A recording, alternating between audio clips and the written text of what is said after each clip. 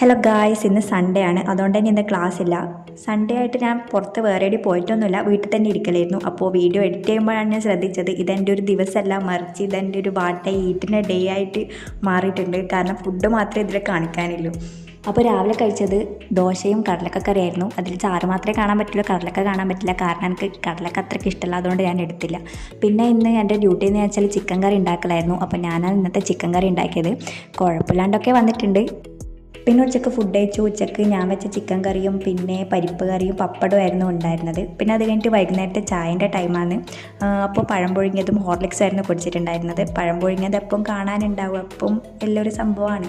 പിന്നെ ഞാൻ കുറച്ച് കഴിഞ്ഞപ്പോൾ ദോശയും പിന്നെ ചിക്കൻ കറിയും കഴിച്ചിട്ടുണ്ടായിരുന്നു.